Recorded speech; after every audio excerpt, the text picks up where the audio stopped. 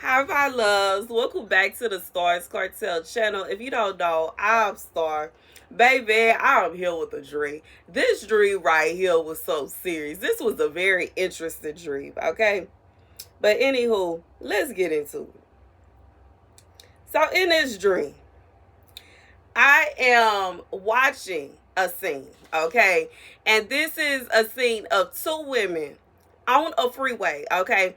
And this was in Houston, okay? So for those of you that don't know very much about Houston, there is a freeway 288, and there's a portion of 288 where it goes from how do I even describe this? I guess it's like the South area because it's between the Southwest and South Park and Sunnyside, and then it goes into downtown. Okay, this area of 288, y'all, those that are Houstonians, y'all know it floods every single time.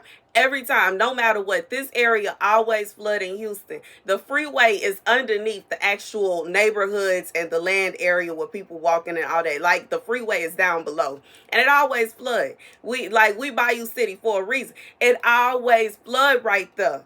And it literally turns into a bayou. Like it floods right there. But anyway, it's not funny because it's really a tragedy sometimes. But anywho, it's on this freeway, okay? Now these women are going around the ramp from 610 to 288. Okay, that ramp is high. I always hated that ramp. Like that ramp always, I can't say, used to make me nervous. Now I used to it, but I can't stop. When I first started driving, I ain't like going around that ramp. I ain't like going around that ramp. I like, even after when I woke up from this dream and I was thinking about it, I was like, I always couldn't stand that ramp. Especially when I got back from, I was staying in Dallas, and I had a situation in Dallas where I was going around their highest ramp, and there was some black ice on there. Thank God the person I was riding with knew how to twist the wheel so that the car wouldn't spin the way it was trying to. Baby, after that, I ain't like no ramps. I was like, even though Dallas is colder than Houston, but Dallas gets snow and ice every year, but I was, that black ice, no, I'm not hearing it. I'm not hearing it. And you know, unlike Houston and Dallas, they carry on business as usual when it snows. In Houston, everything shut down. And baby, let me tell you about life and how I was in Dallas. Like, I'm finna call in. What? I'm calling in. It's cold. But anywho, so they are swerving around this ramp. And they are in this car where one of the women, she's driving, but she has her seat all the way back where it's like she's laying down. The other girl is dancing, like she's standing on the seats in the back, and she's out in the, what do you call this? The window, the center window, I forgot what it's called, but she out the little window in the roof window, whatever it's called, and she's dancing, and they got the music blasting, and they have a drone camera recording them so that they could get the perfect shot so they could post it. Baby, they acting a complete fool in the middle of a storm. Full-blown hurricane. The water is going everywhere. The wind going everywhere. The freeway filling up with water. There are semi trucks below, like where the ramp goes down. There are semis that have turned over. There are several, not just one, that have turned over, and these women are playing while they, like, you know what I'm saying? And one of them ends up somehow, some way, she comes out the car. Like, and she ends up on the side of the road. The car is still going. She got the keys. The other girl realized that she not in the car. She gets down. Let me see, make sure I ain't missed nothing. Yeah, okay. She gets down that the girl, her friend fell out, the keys fell out, and she tried to get the car in neutral so she can swerve it before she runs into the semi that's at the end of the freeway, at the bottom of the freeway, the base. So she does that. That happens. They eventually make it to safety. They make it to the base of the freeway, and she pulls over and parks the car. And that's the end of that part of the dream. The next scene I see is further down 288, and I forget the name of that exit, but it's a left exit, which I think is the only left exit on 288. It's like, instead of you getting off on the right hand side, you get off on the left hand side of the freeway. Like, you got to be over towards the left or towards the middle or something like that. But anyways, that exit where you get off, you swerve this way, and then to the left, downtown, to the right, Third Ward. Anywho, it's this exit, okay? And I'm looking at this exit, and there is a group. Oh man, I can't make this up. A group of women and some men dressed in swimsuits. I love dressed in women's swimsuits, okay?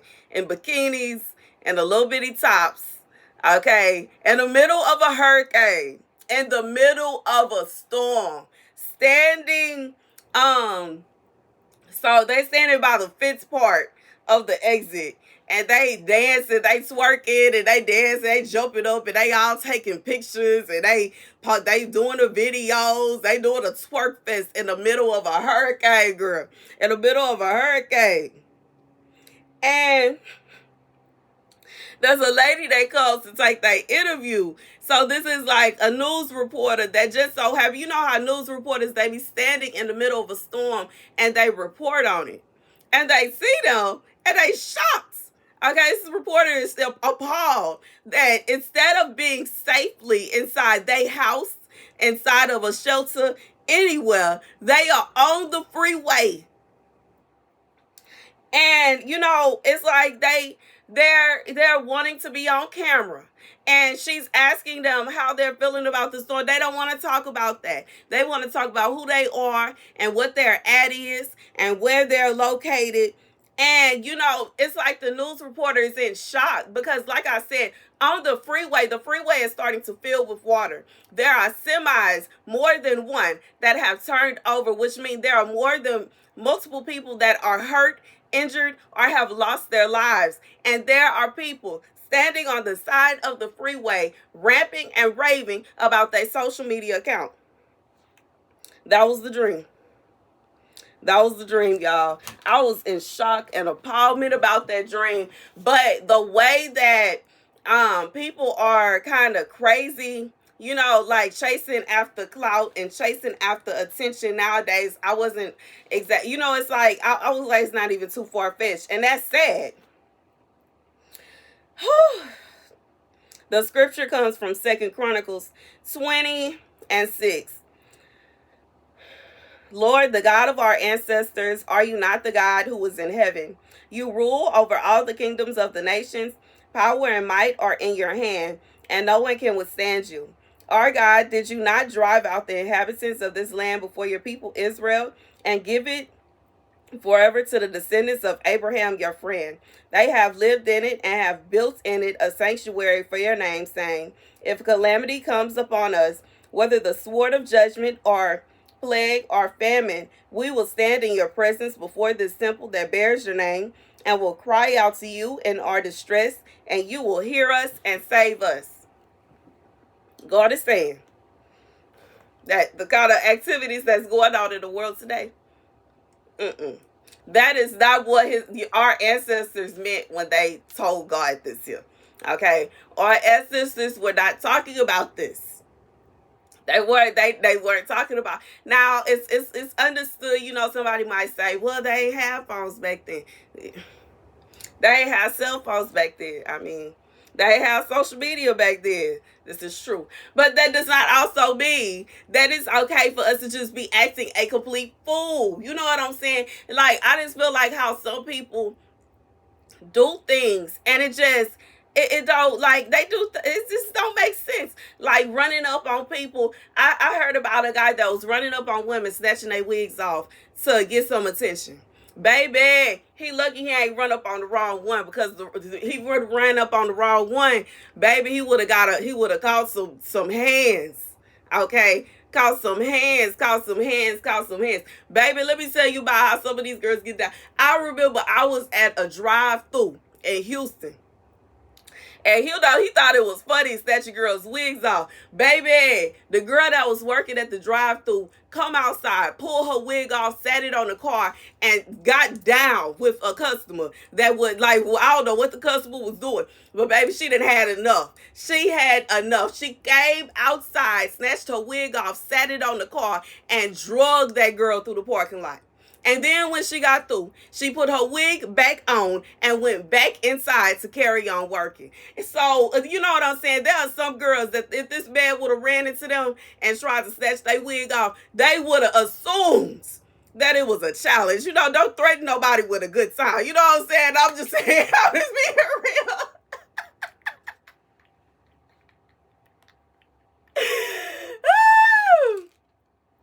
Baby, I'm being reminded of that meme again when you standing, you just standing minding your business in a room, and somebody say, I can whoop anybody in here. You look up like, don't threaten me with a good time now, okay? No, are you sure? Okay, are those the lines you really want to? I don't know. We might have to check that.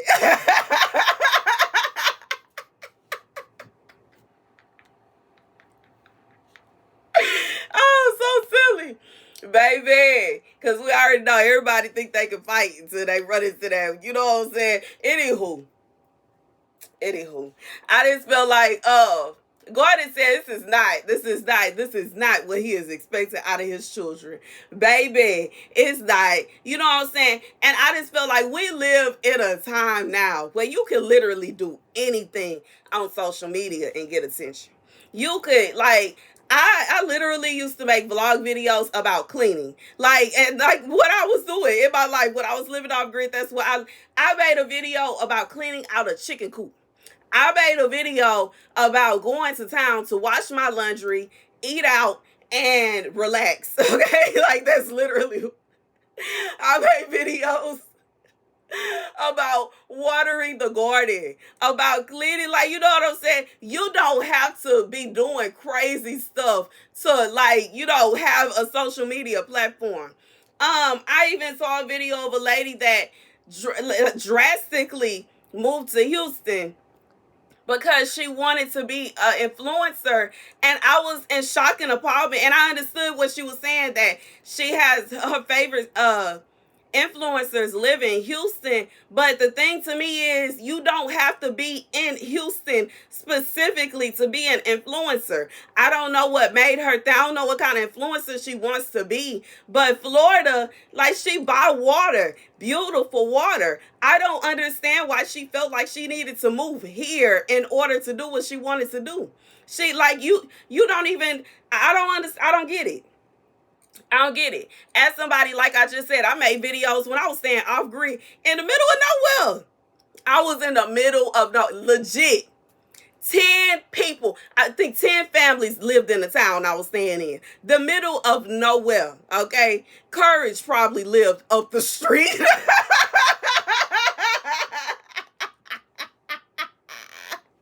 Courage, the Cowardly Dogs show. Start Courage. Yes, up the road. Like, legit. I'm making videos out there, though. The closest town is an hour away. The closest city, dang, the 2 hours away. And I'm making videos. Like, I just feel like God is saying that some people, they are literally selling their soul for attention. They, like, and then, you know, as far as I'm concerned, I feel like we don't even make so much money for somebody to just be acting all crazy just so they can get attention on social media. It's not that serious. You know what I'm saying? I like it. I can't stunt. I've already told y'all stories about when I was a beauty influencer and I got recognized for the first time. I wasn't really I wasn't digging it. I liked it, but I did it because I was okay because I wasn't by myself. And I had went to a racetrack for my birthday.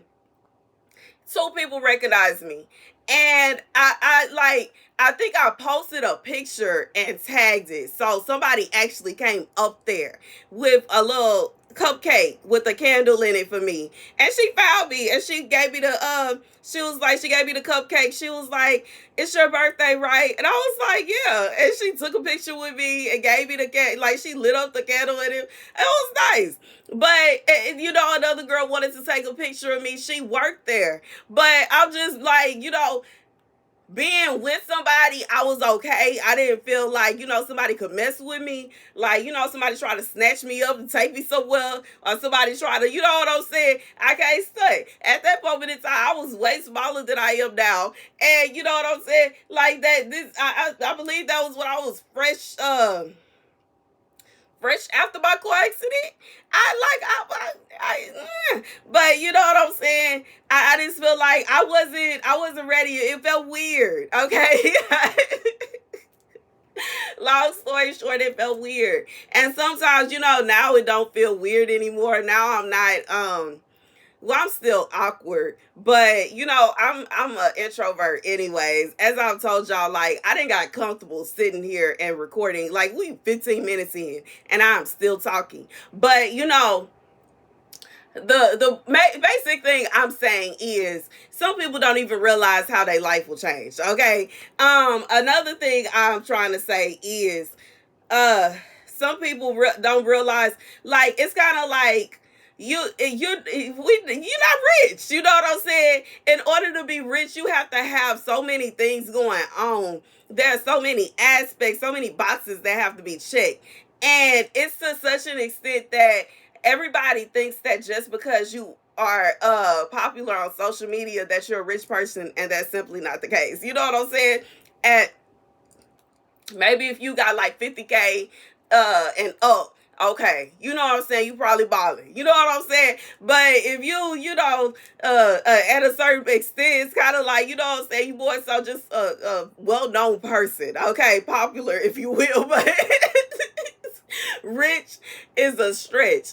And I just feel like the more people that want to do stuff to be seen on TikTok, the more people that are going to start coming up with extreme, ridiculously crazy, scary, life-threatening ideas in an attempt to get some views. And that's just like this dream. Well, this woman, even if this woman was riding in a Tesla and it was in self-drive mode, that is dangerous. That is so dangerous. And, you know, I think the saddest and most emotional part about this dream is, although nobody in the dream got hurt, there were people that were already hurt. And they had no concern for these people. They had no concern with if anybody that may have been in these 18-wheelers were okay. There was nobody trying to get them out of there. There was nobody concerned with taking care. Nobody concerned with these things. All the people were concerned with was being on social media and getting some kind of attention. And as somebody that has lived through several hurricanes, it's not the place. You know what I'm saying? It's not the place, because it can be very life-threatening. It can be very dangerous. It can be very scary. You know what I'm saying? There are some hurricanes where it don't even be that bad. And then there are some, I remember in one hurricane, we didn't have lights. When we was staying on Bracewood, we was without lights for like a week. No lights for a week. We had to go to a restaurant to eat. The restaurant out of this, they ain't got this, they ain't got that, they ain't got that, they ain't got this. They running out of stuff. Like, this is not the kind of situation where you want to be in your bikini on the freeway. There are people that lose their lives in hurricane. We can't even forget about what happened in the hurricane. And I just feel like even in other parts of Louisiana, the devastation that happens during hurricanes. We had a storm not too long ago where the city was underwater 50 feet. And this is not the time to be playing around. It's not the time to be trying to make a video so you can look cute. It's just not the time for that. And what is the point of getting all those views and getting famous and getting clout, and then you taking up out of here because you being reckless with your life? And here's the thing. In this scripture, what God is speaking about someone humbling themselves before God and begging God for help. And if you are doing something reckless and ridiculous, and you are putting yourself directly in line with danger, you cannot expect that God is going to step in, because you are not doing this. You are not crying out to God in distress, and you are not begging God to save you. You are literally putting yourself in a position to where you are not safe. You were safe before you left the house. You were safe before you left the house. I'll be reminded of the movie I was watching Original Gangsters last night, where he told the young man, do you have a home? Find it. Like, why are you out? Like, I'm thinking, as soon as I saw them in the swimsuits, I'm like, why are they right there? Ain't it a hurricane going on? What are they doing?